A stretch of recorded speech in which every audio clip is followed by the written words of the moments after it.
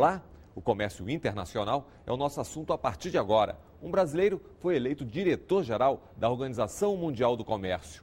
E nessa audiência pública, realizada na Comissão de Relações Exteriores do Senado, a OMC foi qualificada como uma organização paralisada. Esses acordos estão produzindo regras novas que vão além da OMC. Se nós levarmos em consideração a grande presença e crescente presença de empresas multinacionais na indústria brasileira e nos serviços também, em todos os setores, né?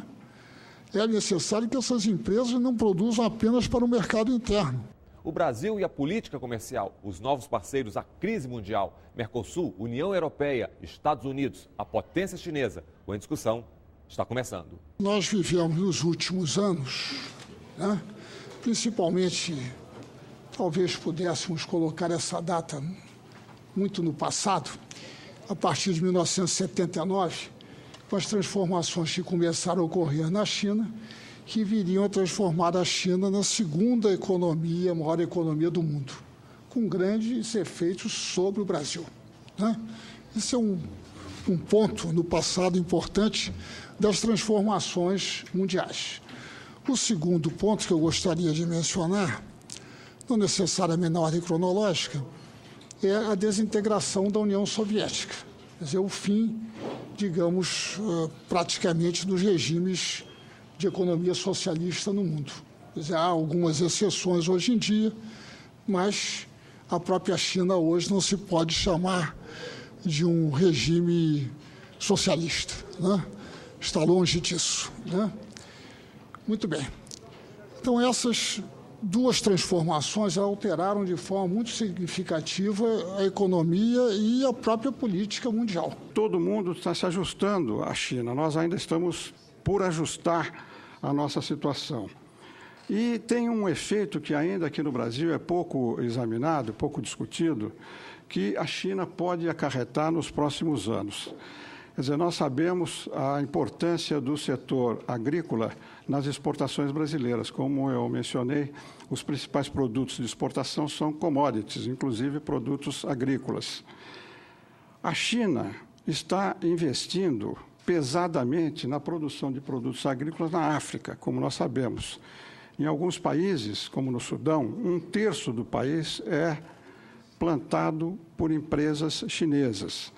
Recentemente, o ano passado, a China investiu 160 bilhões de dólares para aumentar a produção interna de produtos agrícolas, o que fez com que a safra agrícola de grãos da China aumentasse em mais 120 milhões de toneladas.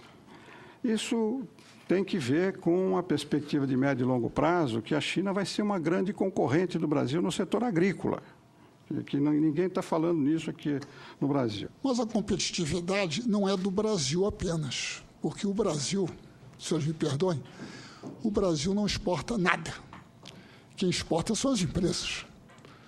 O Brasil não exporta. O Brasil, como o Brasil, ele não exporta. Até mesmo quem exporta, do ponto de vista das empresas estatais, são as empresas. O país não exporta. Então, o Brasil não é competitivo ou não é competitivo. Claro que podemos alegar a questão dos impostos, a questão da logística e assim por diante. Mas, de um certo ângulo, podíamos dizer que é importante que as empresas sejam competitivas. E a parte industrial de grande importância, porque ela é que pode dar estabilidade ao balanço comercial. A questão da agrícola é sujeita à flutuação de preços, a todo tipo de restrições por razões fitossanitárias e assim por diante. Novos competidores. Hoje, por exemplo, o Vietnã, que não produzia café, é um dos maiores produtores do mundo. Que a produção agrícola é relativamente fácil de ser iniciada por qualquer país que tenha terras razoáveis. A produção industrial não, a produção industrial é algo muito mais complexo. O Brasil conseguiu criar no Hemisfério Sul o maior parque industrial do mundo no Hemisfério Sul. Algo extraordinário, né? Algo extraordinário. É preciso lembrar que, quando foi criada a Companhia Siderúrgica Nacional, havia alguns que julgavam que o Brasil não deveria produzir aço. Havia alguns que diziam isso não, isso é algo para os países desenvolvidos. não para o Brasil, né?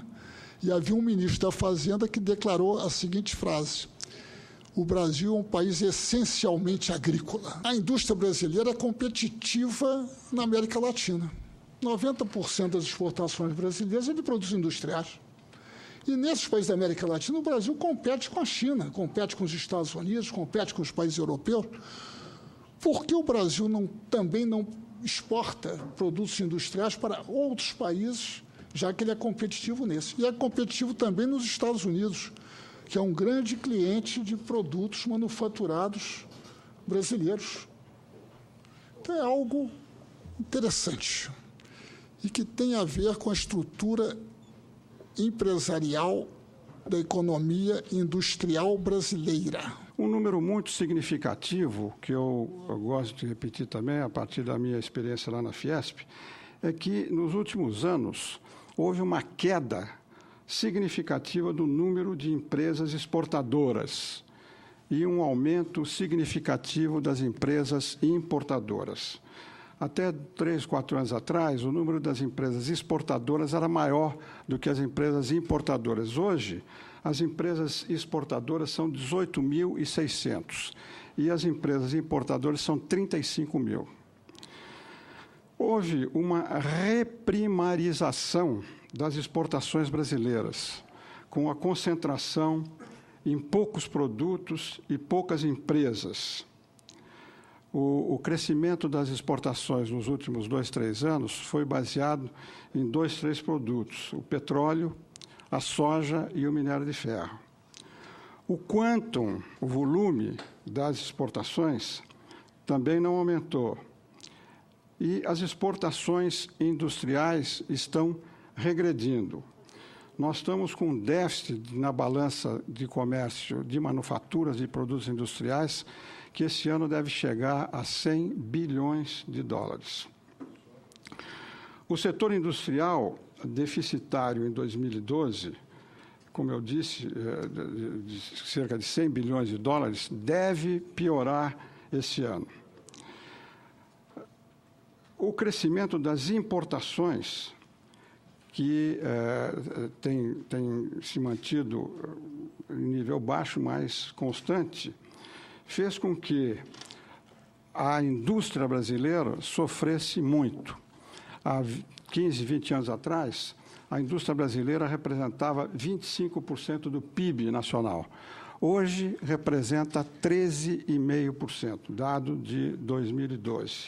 Hoje em dia, na economia industrial brasileira, há uma presença extraordinária, não somente industrial, mas na economia de serviços também, cada vez crescente, de grandes empresas multinacionais.